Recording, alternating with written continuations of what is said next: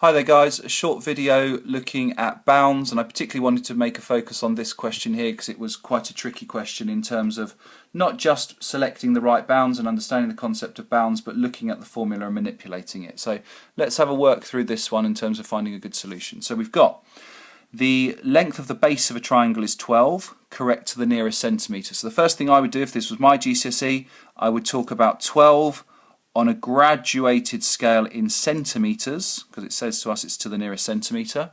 So we've got 12, and we've got the next centimetre up to that would be 13, the centimetre below that would be 11. So my bounds for this value are going to be 12.5 for my upper bound and 11.5 for my lower bound. It then goes on to say the area of the triangle. So this is why this is quite a tricky question. It's kind of an inverse question. We've got the answer and we're going to work our way back to in a minute the dimension. The area of the triangle is 60 centimetres squared to the nearest 10. So again, if we were talking about a graduated line here for the area and we're travelling in tens, the next one up is 70 and the one before is 50. So my bounds, my upper bound for the area would be 65. My lower bound for the area would be 55. It then says to us, calculate the upper and lower bounds, well we'll come back to that in a minute, of the height. So first things first, let's think about how you find the height of a triangle if you know its area and its base.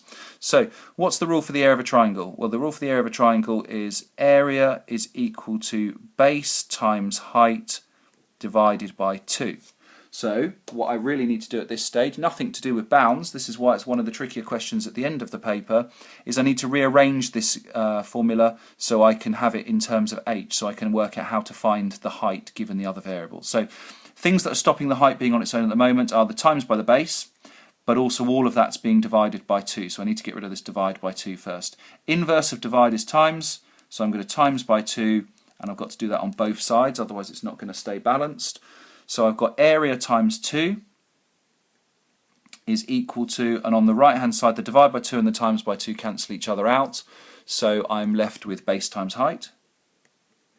And then remember, we're trying to focus on height, we're trying to get height as our subject of the formula. That's being multiplied by base, so I'm going to divide by base to get rid of it, and I've got to do that on both sides. So I now get my formula for how to find the height.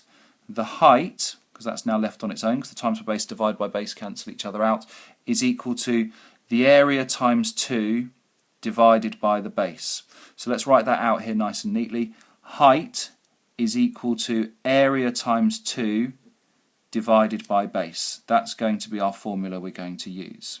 Now it asks us to calculate first of all the upper value of the height.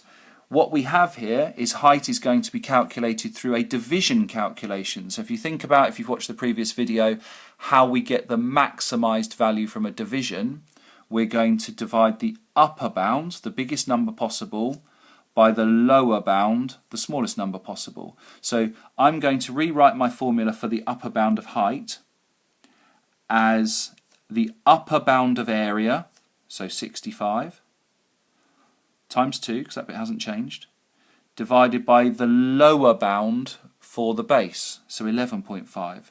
So remember, to maximise bounds using a division calculation, it's upper bound divided by lower bound. So I've got 65 times 2 divided by 11.5, and that, to a rounded to one decimal place, would be 11.3 centimetres. So that's the maximum value the height could have been if I was trying to maximise this calculation. So 11.3 for the upper bound. Now, in terms of the lower bound, if I do that over here, let's think logically about this. How can I get the smallest answer possible through this division calculation? Well, I'm going to divide the smallest number I can by the biggest number that I can, because that would decrease the gap. So the lower bound of the area, 55, times 2, divided by the upper bound for the base length of the triangle, so 12.5. And if I do that on my calculator, it comes out a rounded value of 8.8 centimetres. So here's the whole concept of bounds in a nutshell, if you like.